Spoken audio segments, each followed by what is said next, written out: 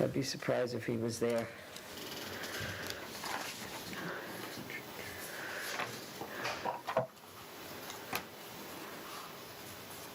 The other night I forgot my glasses. I'm sitting there holding everything like this. Wait. Just so everybody knows, I came prepared.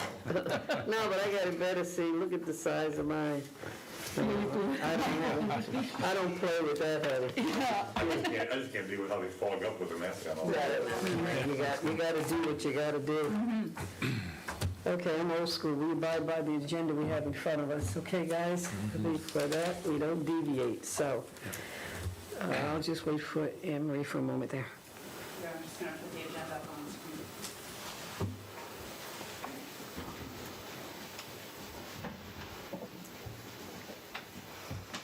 Okay, we did get minutes, correct? Oh.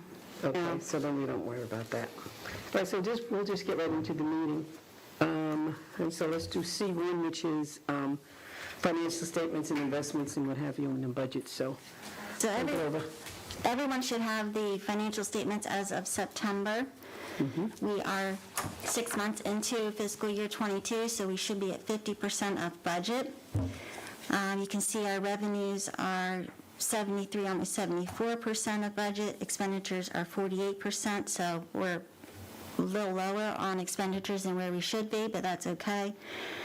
The month of September is showing a deficit, but I like to look at the year-to-date because there could be timing differences. And one of those examples would be Comcast was stated or reported, posted in September of 2020. It got posted in August of 2021 this year. So that's an example of a posting difference, which can lead to that deficit in September. So year to date, we are $178,000 surplus, which is good. Some of the department expenses are winding down, if not soon to be finished. For example, lifeguards, they're going to be slowing up on showing expenses. Parking is coming down. Their last day is, well, the meters go off the 14th. So we're going to start seeing not as rapid expenditure, more of a slowdown. If we flip to pages 6, I just wanted to point out a couple things.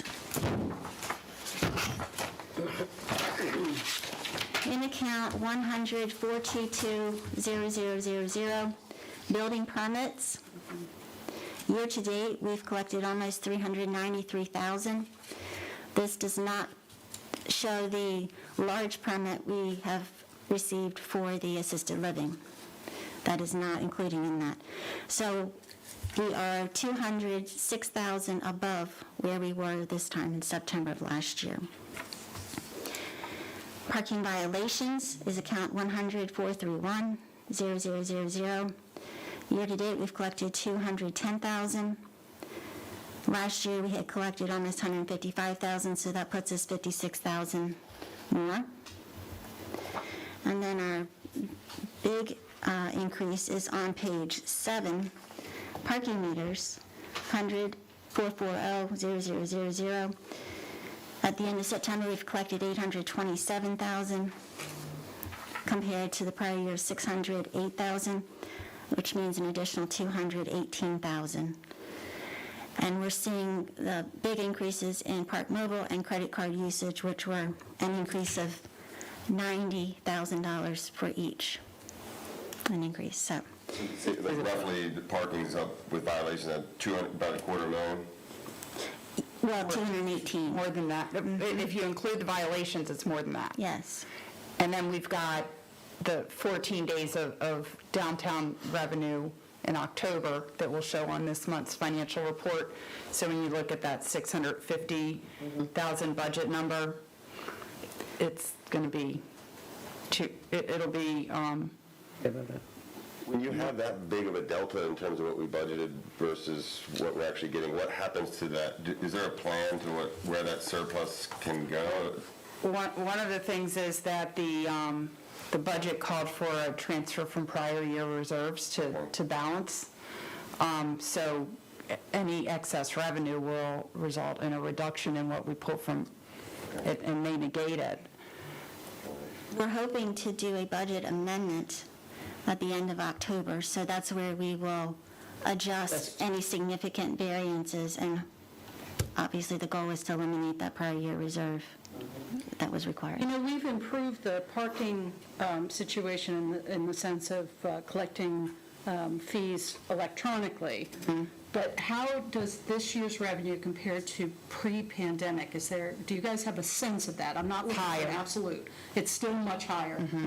Okay, thank you. Yeah, I think we were in the 700, I can't remember the exact, but I think we were in the 7 to 720 Between the two? Yeah. range before the pandemic. Okay. We did adjust the hours to 8 o'clock, I think 19, 20. So that's going to have an impact, but we're still high. Go way up. Okay, so are there any questions? When we do the budget amendment, we'll not just look at revenues, we'll be looking at expenditures as well to see if there's big variations that we need to. Do you want to talk about that large permit fee, what we did with that, just so that everybody's aware? Yeah, so I think at our last meeting, we discussed that large permit was reflected in the financial statements and that we were going to move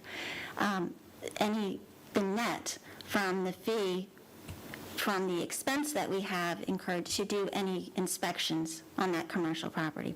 So the net of that has been moved to the General Capital Projects Fund, because that is a fund that has very minimal revenues going into it. We use that fund to pay for leases on trash trucks and other city vehicles. So there's significant disbursements from it, but no real significant revenue stream. So this will certainly help offset the prior year reserve that we also budgeted in that fund to balance the budget. Are there any questions on the financials?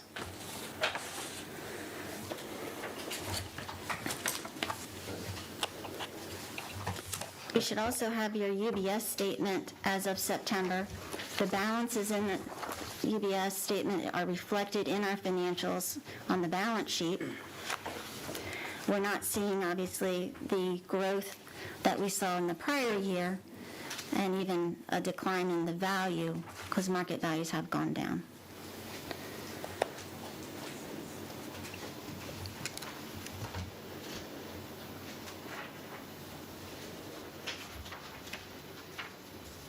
And as far as the budget, we mentioned we were doing a budget amendment at the end of October. This committee has also scheduled another meeting for January so that we can review the draft budget as much as we can before it is required to be submitted to council on the February 1st deadline. It's a January 20 meeting, is it? Yes. I think everyone should have gotten a calendar invite, but if not, let me know. So hopefully we'll have more ideas that can go into possibly giving ideas on how to fund certain projects, or what we need to look at on the expenditure side as well. With regards to UBS, is there plan to meet with Tim, to have Tim report out to us before the end of 2021? Or Meredith, do you have a suggestion of when it would be wise, like what time frame it would be wise to maybe touch base with? Well, I'm going to answer that question, but let me come back to a question that I have. Have you had any withdrawals from the UBS accounts, or do you anticipate withdrawals going forward? With the transfer of the building permit, that certainly will help not needing to pull money out of UBS to fund the expenses. We will need to look at a more stable revenue stream for that General Capital Projects Fund so that we don't need to pull from UBS. So to answer your question, Andrew, it seems to me we now have this capital projects committee. They're going to prioritize capital projects, and it may make sense to talk with Tim after we have a better handle of what capital projects are and what our withdrawal needs might be from those funds. Good idea. Does that make sense? We have a couple capital projects meetings already scheduled. We've So- got one next week. I mean, is your feeling you'd like to meet with him before then? Like, I don't know what kind of size cash flow you're going to need for those particular capital projects, the immediacy of it.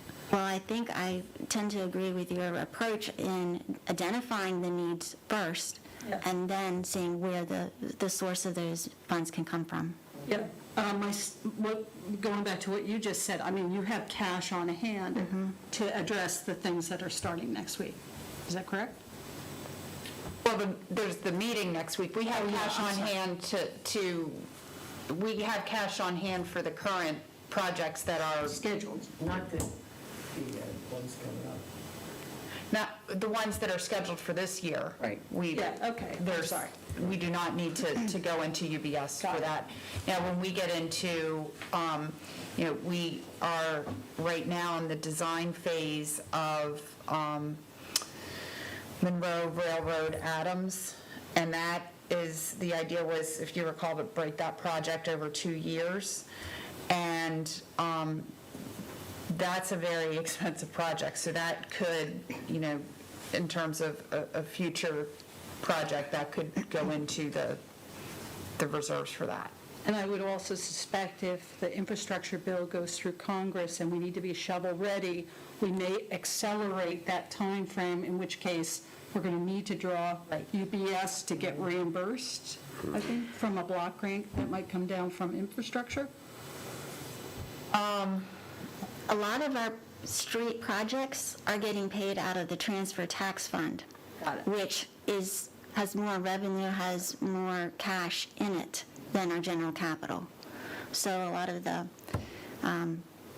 Madison project, the Monroe project is going to come from that. Phase 25 is coming from that. Parking lots are coming from that.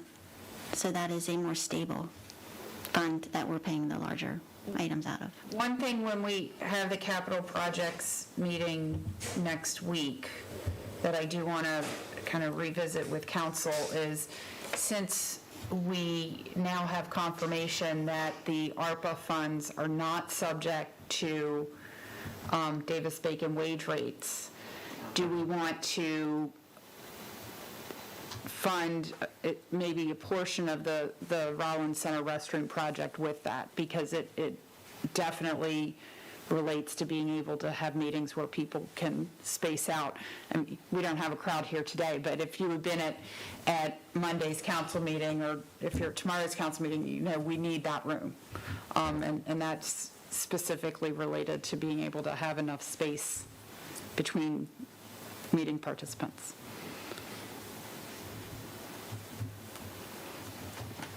When do we actually start disseminating the money from ARPA?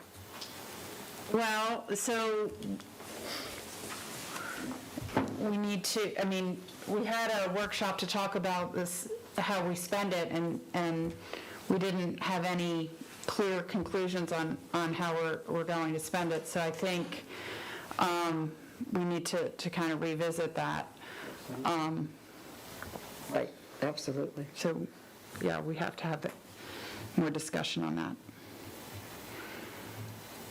We have used ARPA for a number of things that are clearly COVID-related, like the streaming stuff and the cameras. In here and in the Rollins. Right, in both rooms.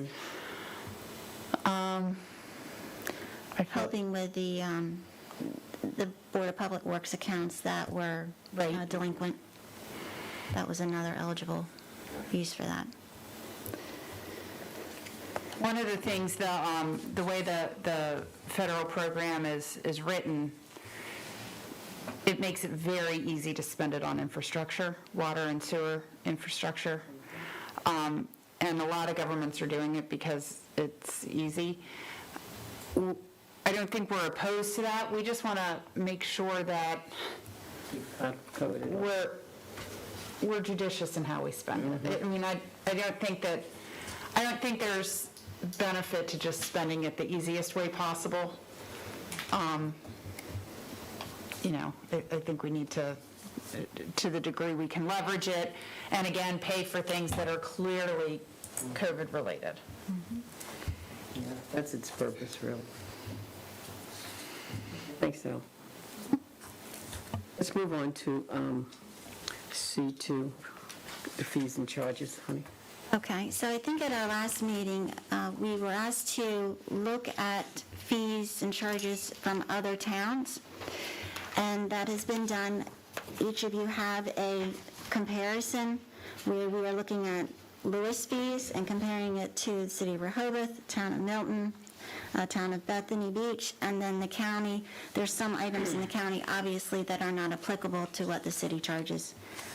Business license is one of those. So we didn't make it as detailed as our fee schedule is, which I think is 7 or 8 pages. We tried to condense it a little bit. In some areas, I think that we are a little low compared to others. Other items, we tend to be right on.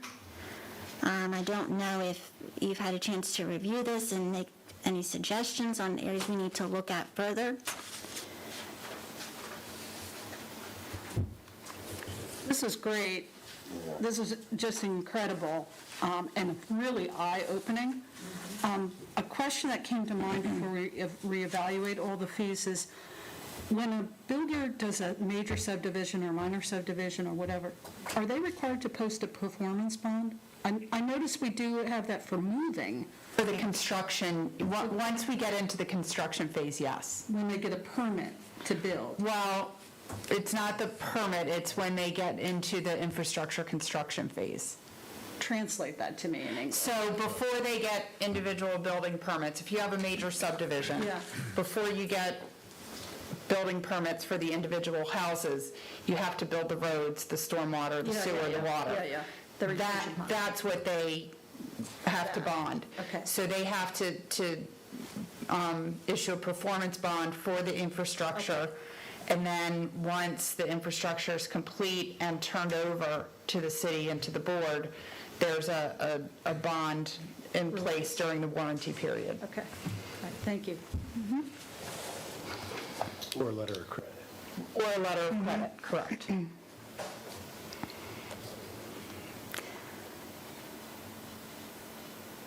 Some areas I noticed that the city was slightly different on compared to some other towns were in the building permit for new construction. We base our fee off of square footage, where others are basing it off of the cost of the home. I don't know if we want to look at that. It certainly would be a source of revenue, but it may be. I think if you address that, I mean, like, that would be monumental Yes. and seismic. And the only thing I could say, I mean, you want to get to parity with the other communities, but I think you'd need to do that in a phased approach. I don't think you could just change it from what you have now, where somebody might be paying $5,000 versus paying tens of thousands of dollars. I think that would be, wrong. So. I know that if we were to look at that, that brings about a discussion of, I think a couple years ago during our budget, the fire department came forward and was interested in working with the city to increase a more stable revenue stream. So could switching from a square footage to a percentage assist in that, if that's so desired? Or other considerations for not-for-profits? Yes, this is in terms of just recommendations. If we still have time to chew on this Absolutely. before budget and make a call, because we're not going to change these fees prior to 2022. I do not foresee that.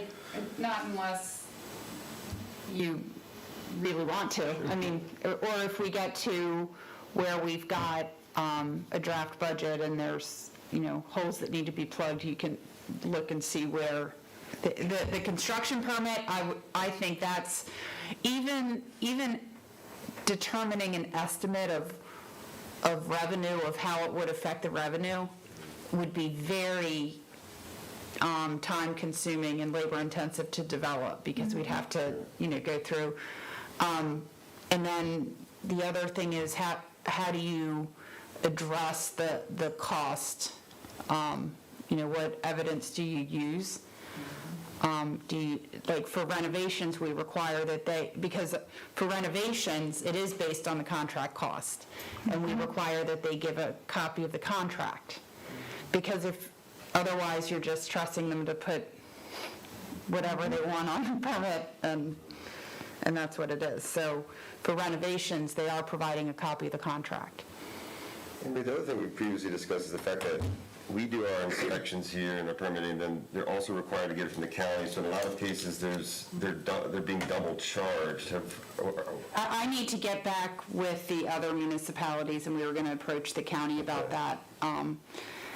Seaford said that they approached the county about it a number of years ago, and the county didn't really budge. They just developed a different fee for municipalities. But the fee for municipalities applies regardless of whether it's the municipality or the county doing the inspection.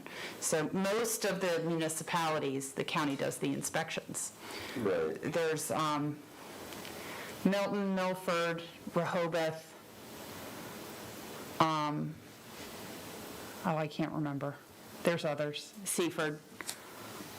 There's a handful. If they want to count a different fee, that's one thing, but to charge for doing something. Well, or to do some sort of a flat fee, because one of the arguments that we know we would get is that they still have to do an assessment of the property, so there is a cost for them to update the assessment records, but it's not, hundreds of dollars. And right now, the county is getting revenue and not providing the service. The other thing I might want to be sensitive to is if there's going to be a reassessment, it'd be kind of harsh to pile on, so you get a tax increase, now you're getting an additional fee, so we just may want to take that into consideration as we do Timing this. is everything. Yeah, our income stream seems to be pretty strong right now, so I would agree with that. This is really nice. The only comment I would make is that just as looking at this, our structure is kind of confusing, I think, particularly when you look at something like what Bethany does. So I'm not suggesting we change that model, but I don't know if there is any way to maybe streamline somewhat, standardize a little bit more. Well, I think I certainly see where Bethany is more standard on their subdivisions and also on their business license fee structure. Right, they have a flat Fee for regular business and rentals are different. We can certainly look at that. I would say that if there's interest to adjust business license fees, business licenses are on a calendar year, so we will bill out for them December of this year for the 22 calendar year. And if there is interest, then they would go into effect for 23. Right. It seems to me that this is really two pots. One is the business license fees, which would be relatively simple to address and make a recommendation to council. And the other is the construction pot, which is going to really take some time to evaluate. Yes. Would it be possible, I don't want to throw more on you, that you might make suggestions to council about where there are some obvious, underscoring on a business license fees and get that in place before January? I think that's certainly possible. I did look at when non-building business licenses were last adjusted, and that was in 2015. They Not went that up long ago. 10%. Not that long ago, okay. So we're We're there. 7 years ago, yes. So that's if we want to just consider upping it by a flat percentage, or, as Mr. Barr suggested, going to a more flat fee. Yes, now's the time to start having those discussions if we want it to go into effect for 22. Could you, on the retail and the example of the retail and the contractor, where there's a range, what, like for contractor, for example, what constitutes a contractor getting a $150 fee versus a 1 to 5, and then 6 or more employees. employee, just employee count? Employees. And retail is based on square footage. Square footage, okay, all right. Okay. And that's where it maxes out then, is 275. Yes. I just think it's hard for you all to keep track of some, with a lot of that. Yes, it is. Yeah. Really? I recognize that there's some smaller businesses that don't want to pay as large a fee as a larger business, but I certainly also appreciate the consistent one fee. Well, we heard this all over the board too, so, I'm not saying Bethany's right, it just, Sure.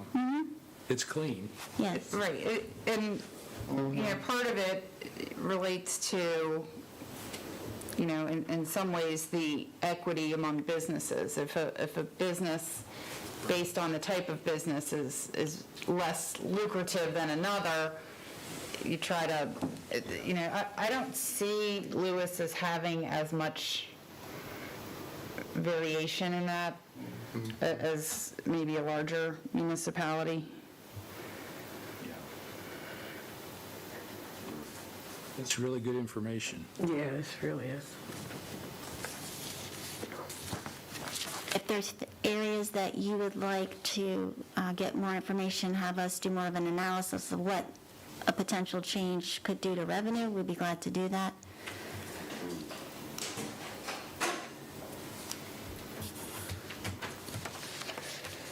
Well, I mean, one scenario that you painted was an interesting one, which is, if we move to a different model, how could that potentially impact, like the fire department, for example, or how could we use that to fund a resiliency fund or something like that even, What kind of changes are we talking about? Even fund our general capital projects, which we were just mentioning needed a more stable stream. So is some of that prescriptive in a sense of, I know there were like grocery receipts, like you have to specific with what you can spend it on, but. That's the real estate transfer. I'm sorry, transfer tax, that's right. So with, licenses and permits and things, it's just basically goes to general fund and you can. Yes. And you can do what you want with it.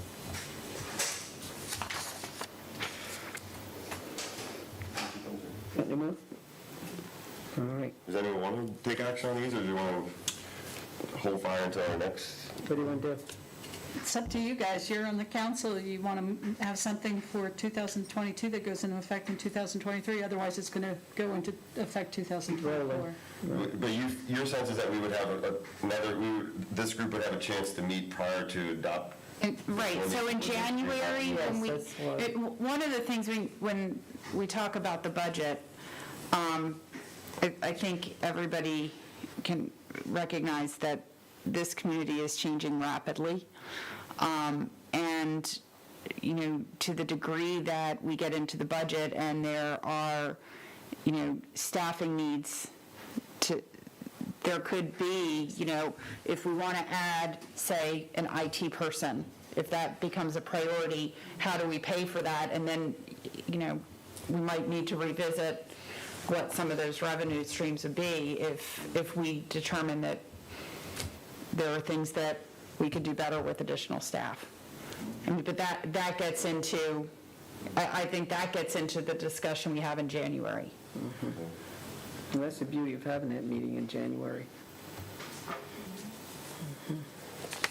And is it real, to Mary Lou's point, is it realistic to think that we're going to figure out the mechanizations of the construction piece or in that time frame, or should we I think- concentrate on the? Definitely not. I think that's a huge, Right. Okay. Yeah. So we should focus our attention on the bottom half of this sheet. I would think, yes. That's about as much as we could do. Okay. I just have a question before we leave, just on the bottom. General service, what is that? Under business license, the second item says general service. Like painting, I believe I can follow up, but it's not to the level of a contractor, but it's more of a personal service. Gotcha. that is provided. The contractors also covered like landscapers too, or is that under service? That would probably be general service. General service, Well, that's a okay. good example.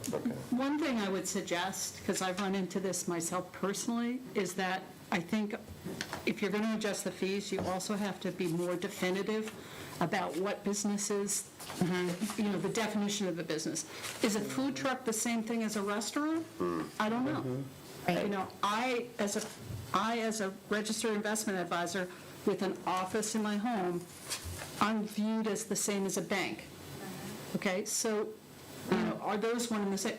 I would just say, add some clarity as to what fees apply to what types of businesses.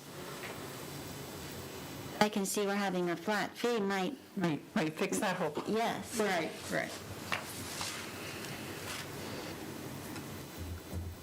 You pay the fortune teller fee? Yeah, the fortune teller, the bank, yeah, RA. That's the comparison, isn't it? It's well done. It really is. Yeah, this is really good. Any other questions on this? Okay. Let's move on to the next one, which is C3. I think that's where Anne Marie wants to come in. All right, so on September 27th, we had a workshop with council to begin the discussion about short-term rentals.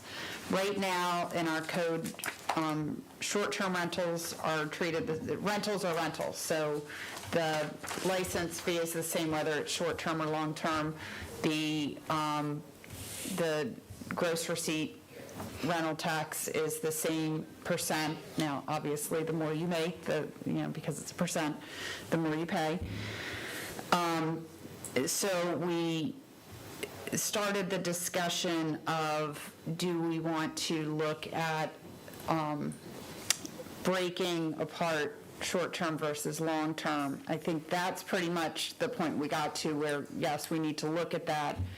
And then how would we address the differences?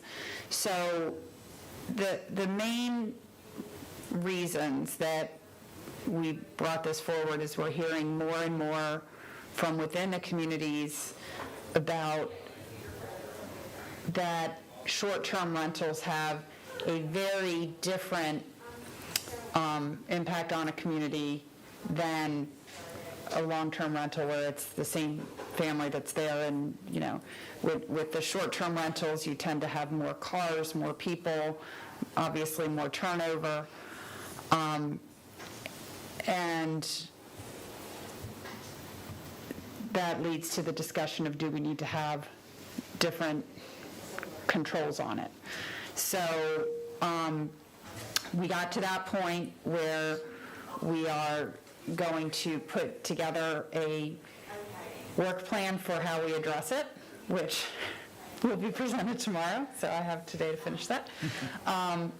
But where we are is, we met with a gentleman, Jeff, I can't remember his last name, with the company that we work with, Granicus, which owns Host Compliance, that they're the ones that monitor the online platforms.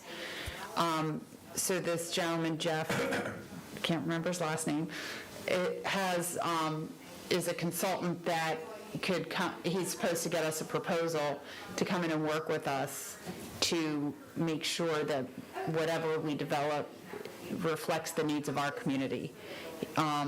He does not recommend just, looking and this is, I think, Andrew, you brought this up at the meeting, such and such community has this, let's just change the name in the ordinance and voila. That we really want to make sure that we hear from the stakeholders in our community, whether it's the people who own the properties or the people who are living in the communities that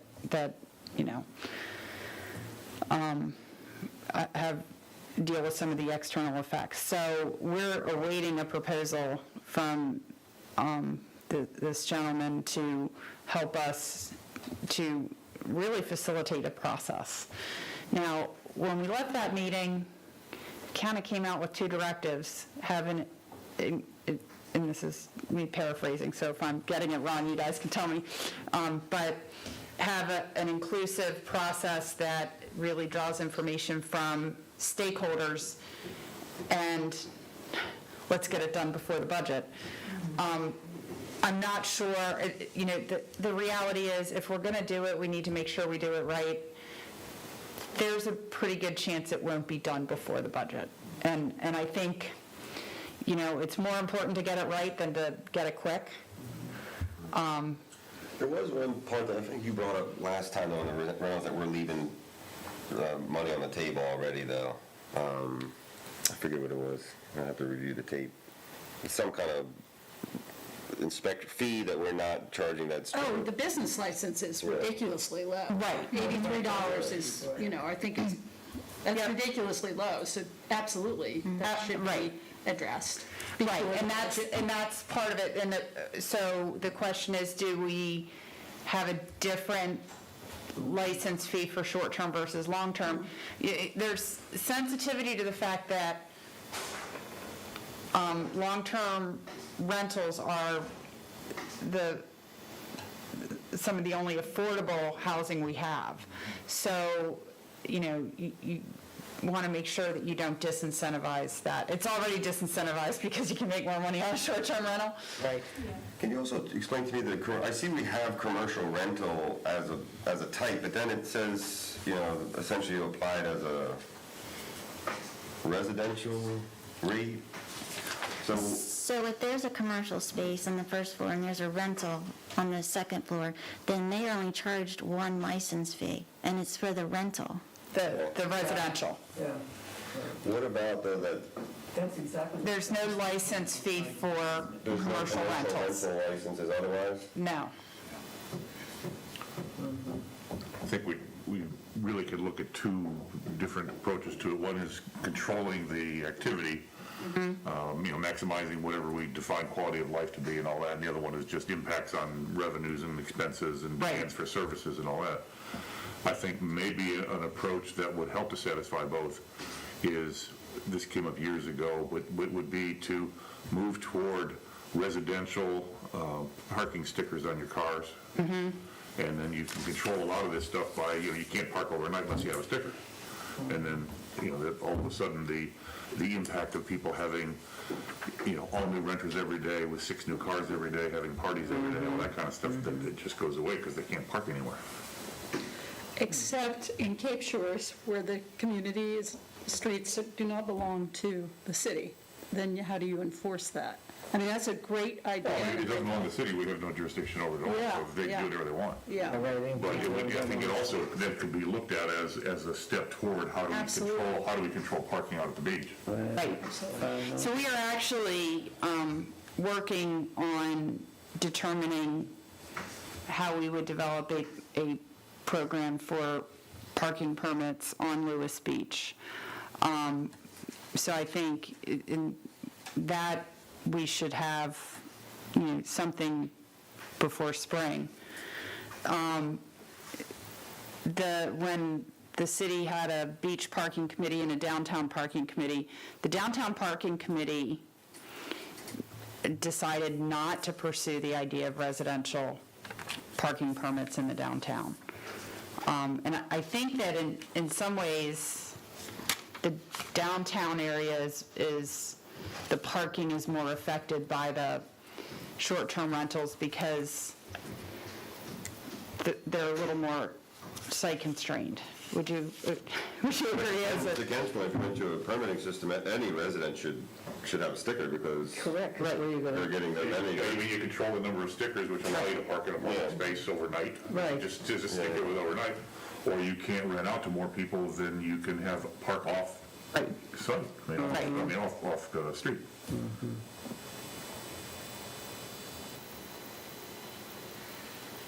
Are we pretty comfortable that we've identified everyone that's doing short-term rentals? no way to do that. I think we're comfortable that we're getting a better handle on it than we did in the past. Yeah, we do. Okay, Jim, you're familiar with the source compliance, right? The software they're using? I'm not familiar with it. You might want to just get- Host compliance has algorithms that they use to monitor, they say over 150 online platforms, but, the main ones being VRBO, Right. Airbnb, Expedia, Hotels.com. And so they're monitoring all of these sites, and they're able to, if you go to these sites, it doesn't give you the addresses until you get to the point of reserving. They're able to determine the location of the site, and then we provide them every month or so an updated listing of properties with the ownership and an updated listing of our rental permits, and they identify those that are advertising on these online platforms that do not have rental permits.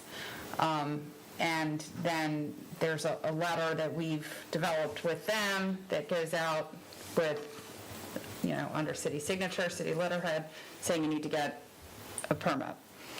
And we're getting some compliance. We're at the point where, okay, once you've gotten a few letters, what's our next step? We have talked to BPW. They are willing to because they have, utility records, which are different, so we can work with them to get some of the contact information for people who just ignore us. But ultimately, that's why Ken's solution is the most elegant one. You have to control how these people are coming in. They're going to come in cars. The easiest way to identify who's there. That also lets you catch, it's probably the majority of people come through these sites now, but the longer somebody does this, the more they're getting repeat business that they don't need the sites. A lot of people rent all the time to people that they've rented to before. They don't want to share the revenue with the sites anyway, so they're looking directly with the owners, and other than something like parking, we don't have any way to see that. That's correct. And the other piece to that is that and this is why I do believe we need to work quickly, but not at the point of sacrificing the quality of what we develop. Once we start deciding that there are going to be restrictions, the longer we wait, the more properties are going to say, hold on, I don't have to do that now. Why do I have to, and it becomes a change. One of the things to your point about parking is, we could put something in the zoning ordinance identifying short-term rental as a use and making it subject to certain off-street parking standards that you can't grandfather in. For instance, if you have a house in the downtown area that has been there for 150 years and it doesn't have off-street parking, if you're living in it, we don't make you go add off-street parking. But we could say, if you're going to use it as a short-term rental, you have to have off-street parking, and if you can't accommodate off-street parking, We don't even need to make it that complicated. We just say, every residence, based on some algorithm, either size or whatever, gets so many Parking space. stickers for the ability to park overnight on the street. And if you don't have that, you just don't have it. We don't care if they're renting, we don't care if they brought a school group in from California with 40 people in it. You can't park on the street overnight. And the people that live there and do not have any parking, of course, they'll get 2 or 3 stickers or whatever. Yeah, but we determine the right amount. if we don't have something that requires a certain amount of off-street parking in order to have the short-term rental, you could end up where the city's issued a license to allow you to rent the property, and now, I think by setting a standard of how much off-street parking you need to have. Well, people are still obligated to follow our laws. It's like, so you tow their car. But in that case, you're right, but you're not towing the car of the person who's renting out their unit. You're towing the car of the visitor, so the visitor gets caught in the middle. And I think that's where, I think the visitor needs to know what the standards are when they rent. Well, it's always good to make your laws very public, but tying it to rentals, there's other purposes that we may not want to allow unlimited on-street parking also overnight. Right, and you can do that separately, though. Oh, sure. And I had a question, and this sort of relates to the question on the commercial licenses or permit, or licenses, is, particularly with rentals, and people were saying, I'm renting they represent that they're renting in a certain way, is, to Mary Lou's point, is increasing the fee, but tying that to having someone go in, looking and seeing, is it to what degree can we do that? Is tie in a fee with an inspection to say, So, it's what you're representing is the case, and you're not renting, it's not 6 beds instead of the 2 that you're advertising. Right. The occupancy. so if we add a rental component to it, there needs to be staff to support that. So, in that case, we need to make sure that we adjust the fees and tax or whatever in a way that it covers that added cost. Because there's no way to do that with the existing staff. That would be, you'd need 1 or 2 people that would do that. Essentially, when someone like a restaurant gets a business license, the license is really just a right to do business. They don't get anything in return, it's like in terms of a safety check to say like, it's your building still in code or anything like that. Isn't it different? Well, so, for instance, the fire marshal's office has their own list of things that they're going to come in and they're going to do their annual inspection, and they're going to check the hood system, and they're going to, make sure your exits aren't blocked and those types of things. And then public health has their inspections that they do. Okay. So that's being done by agencies. Right, that are outside the city. So going back to what you said, you really want to be careful and have input from all stakeholders. And those stakeholders you're identified, but also I would personally want to see a written record from the police department, the fire department, BB. You want to make this as input-friendly as possible. But in line with what we were talking about, and I've talked with you about this offline before, you want to develop a fee structure that will also engage an enforcement officer during the prime rental season. Right. You're going to have that. Occupancy rules are being violated left and right. Right. And it needs to be addressed. Right. So, Right, and that's the thing, if you're going to have rules, you need to make sure that you have a mechanism and the staffing to enforce those rules. I see an example, like in the we don't want to be the Hamptons, Yeah. but they have a fee, they just have a rental fee, it's $100, and it covers kind of those things, but it's a built-in. but that's not enough. No, $83 isn't. You started to talk about sort of this interim step on the parking for short-term rentals, and I didn't follow you. Could you just go back and... So I'm seeing it as a possible... As a possibility. As a possible, not necessarily interim, but where we get to, where if you're going to have a short-term rental, you have to have X amount of off-street parkings, and that number, again, I think this is something that gets informed by the process that we set forth. That number could be based on the number of bedrooms. It could be, you could make it flat for each one, but you could make it based on the number of bedrooms. Because let's face it, if you have a house that you're renting out that has 8 bedrooms, the number of cars that are likely to show up is going to be a little different from those houses that have 2 or 3 bedrooms. Maybe. Yeah.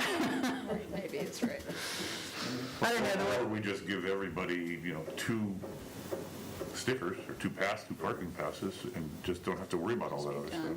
But I still think I still think what happens is if you don't address how something is done on the property, you're still going to end up with conflicts. And what we end up with is people who, in good faith go online and make their reservation, and they show up with their 6 cars, and they all get towed, They're and being cheated then by the person they're renting from. I mean, they could cheat them now, too. I get it, but I can assure you, just based on our experience with parking enforcement, Well, that's what we talked about in the short-term, or the rental meetings, was you have to make the penalty severe enough. Yeah. right, but do you make it severe on the people who are coming to visit the town, or do you make it on the? No, it has to be the The owner. owner, it's their business, like, they're running it as a business, there's risks that go in with that, and you're not Right. running the But- business above board, you But I deserve mean, you have to have a penalty. penalty on both, because at the time you tow the car, you don't know where it belonged. Right, Right. but the problem you're gonna have is you can't necessarily then take enforcement action against the owner if you haven't set up a system where the owner isn't allowed to advertise his property or her property for short-term rent without providing parking for people. I mean, I don't think that you can, Yeah, but this gets to the point that we heard from some of the stakeholders, which is some people are absentee owners. Right. And they're not there to manage the process. Some are here on site, and if that happened, they would clean it up. So that's what you're incentivizing, is more people who, if it's not themselves, they have some kind of property manager here who's, and you can require that too. That can be a requirement for short-term rental, that you have a property manager within, Right. you know, A certain vicinity. 20 miles or, Right. whatever you want to say. It was a real education learning how many people here in Lewis were renting their homes but live on a certain. Or a portion of their home That was as well, a real right? education for us, yes. And so, one of the things, Melody has done some research for us in looking at the short-term rentals and what some of the other communities do. And there are communities that regulate the hosted short-term rentals differently than the unhosted. So, Oh, okay. That's know, what so- I did, yeah, right. just for people who did it, so to Carolyn's point, the other thing that came out of the meeting, which was interesting to me, is a lot of times you assume that these VRBOs are just doing it for purely investment. And so people were making the point that not a lot, but some people are doing it to really make ends meet. right. You know, like, Right, and that was a real you're an elderly education. person and you don't have the income coming in, this is a way you can make the ends meet. Or if it might not just be elderly, it could But be those people your, are using, to Carol's point, staying on site. Yes, and they were really, Or- really very good in telling us exactly how strict they were and Right. who's coming in and who's not, and and on site. one woman talked about, she rents her house out, her entire house out, and goes and stays with friends. Right, in order Or to- family, so, and it helps to supplement her income. So Exactly. what we, to the extent that, we realize that long-term rental units are one of our ways of protecting affordable housing opportunities, so too is allowing somebody who lives in their property to make money by renting it out. So We do have to look at it as that as a separate category, that hosted, and because it really came across at our meeting how important, and given what was just said, I think we really have to make that a category, and we can separate that by saying hosted and those who don't. Right, and I think, because we also heard from Don Long, who was at that meeting, who lives in an area of town with constrained parking, that, some of his neighbors are strictly investment owners. They own it as an investment, they rent it out, they're not paying attention to how many people are staying. Right. They're, Was that the gentleman who talked about how vacant the street was? Yes. Because most of his street was rentals? Yep. Right. Well, the other thing that Don brought, which is probably outside of this group, but it's the zoning issues, like, if you're in a residential section of town, but you're really treating it as a commercial enterprise. And those are things that I think we need to consider. I mean, there may be zones where you simply don't allow them, Yeah, we have to, that's the thought. Zoning, yes, absolutely. or that you require distancing requirements in certain zones. The other thing is you could make it a conditional use in some zones, and that way you have the opportunity to Or just- review it. Just don't allow short-term rentals that aren't hosted. I mean, just ban them. As long as, you know. And that's certainly an option. It has to be somebody the city can go to if there's a problem. right. That's within so many miles. Right. And if you don't have that, you can't do it. Exactly, that's the beauty of the hosted one. Let me just say that, in our community, in Cape Shores, what we've noticed is that there's been a whole effort of people buying these houses for multi-millions because of the rental stream. And so to just completely ban, you're going to have litigation. I agree with you. It's going to come.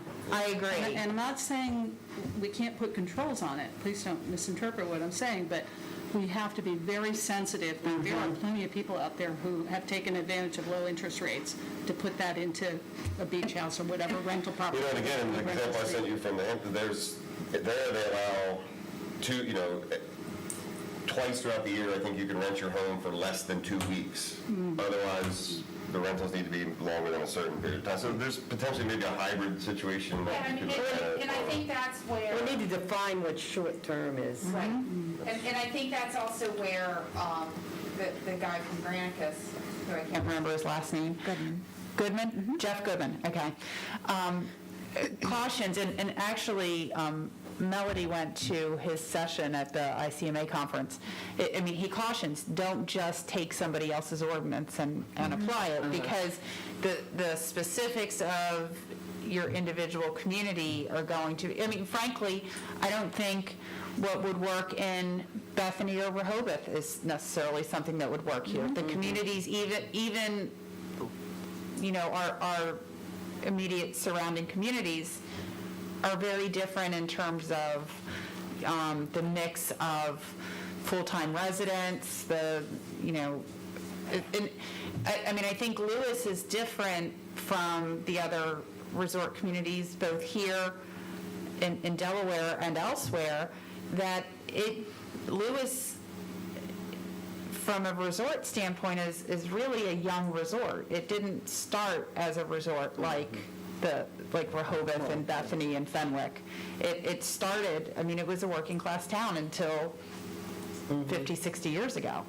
I think one thing to look at on using parking for some of this is we don't have to do all those definitions if we just lay out a reasonable approach to so many parking stickers or whatever per residence, per bedroom, whatever, something that says, these are the parking that you get.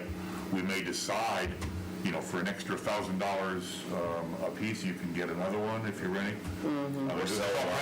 We can do all kinds of variations on that, but if we just start out with, this is what you get so many free, and after that, they're expensive, and, that's fine.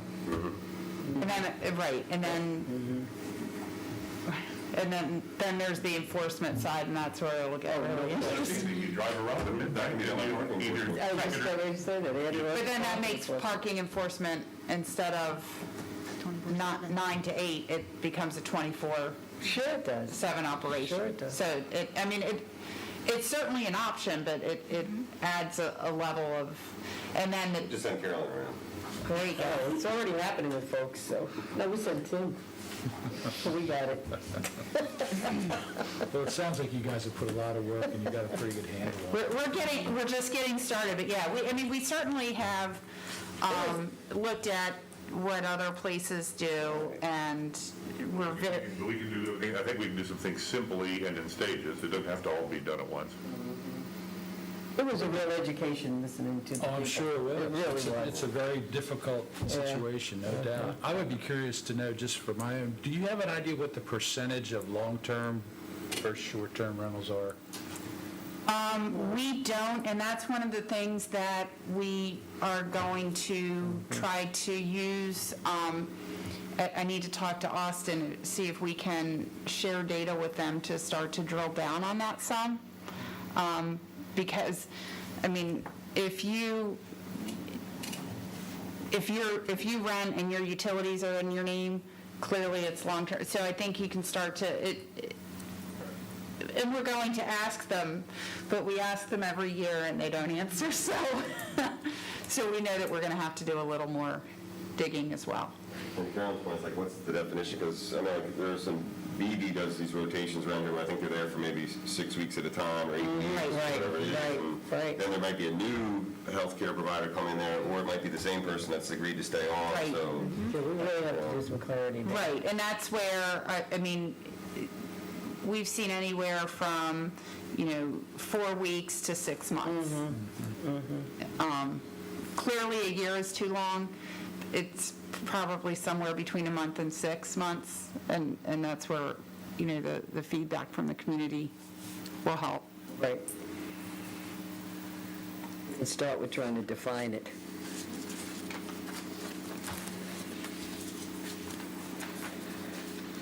What else you got? I think that's it on our agenda. Okay. Well, how we handle the future agenda items, we've got several things going on, so I'm trying to decide whether we should do it based on this conversation we had here with everything from budget stuff, or should we just wait? Because everything's kind of, can't move forward on this other than we do a whole lot of homework.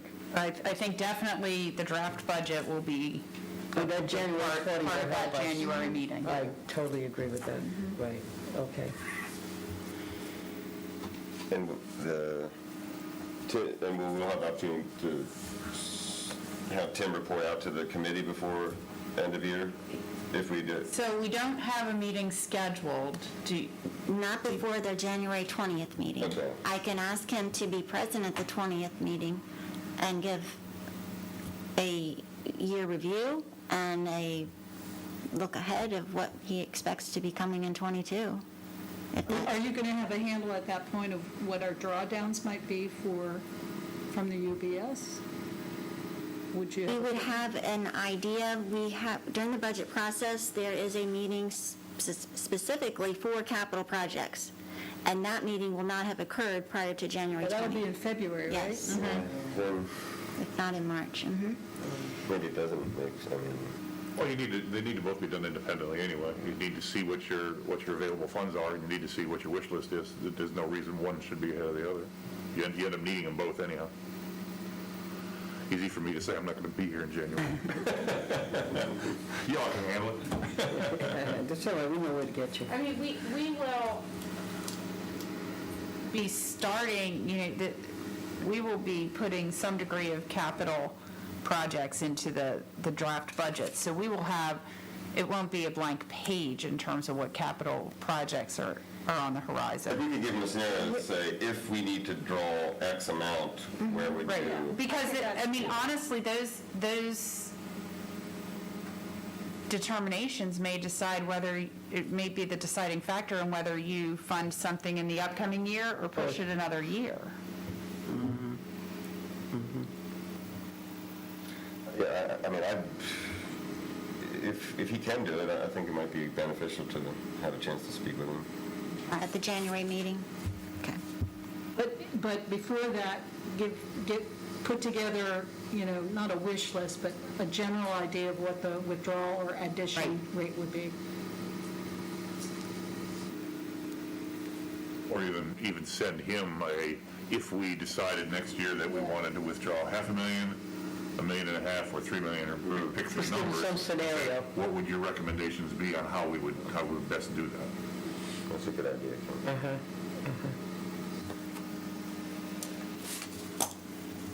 Okay, anybody else? Well, I'd like to, it sounds like Ken is Yeah, what is- riding off into the sunset, so I'd like to, thank, as all of our committee members, it's a great service that you do for the city, and I knew when I looked around that nobody else was here from when I started. but it's always terrible to lose talent, too, It is, we know where to get you. Oh, yeah, you can call me anytime. But we appreciate it, but I'll see I'll come you. attend sometime if you want to. If you need some ancient history, I can come over. Thank you. You brought your A game today, you had a lot of good ideas, so much appreciated. Thank you. I see he's feeling better, he's had the hip operation, that's all behind him, so he's working it now. This is the time to stay with us, what are you talking about? 2 new hips. 2 new hips in the last 3 years. Yeah, I know. Well, that's it, I want to thank you for your time, honest to God, Ken, really appreciate it. And unless anyone has anything else, Oh, I have one more thing. Go. The last time I'll inquire about painting the curbs yellow. So I did talk to Rick about that the other day. What is that, your I've thing? been asking that question for almost 8 years. And we had a more thorough discussion, because they've told me they've done it, and then I happen to notice it's not done, and then I see you and it's not done. So, And then the two main roads that are the worst, because they're busy through roads and they have curbs Right. that abut the street, are Kings Highway and Fourth. so he has assured me that it will happen. So I am going to, that will be your parting gift. I will make sure. There you go. Tell him he caused me to quit. No, thank you. Nothing else that I can continue. So moved. Second. Thank you. All right, thank you. All right, thank you. Thank you. Thank you. Me too. Probably your life, and if you need a body to do something once in a while, feel free to call me. I'm not disappearing. I'm not planning to. Right, one of us do, right? Ellen Marie? Yes.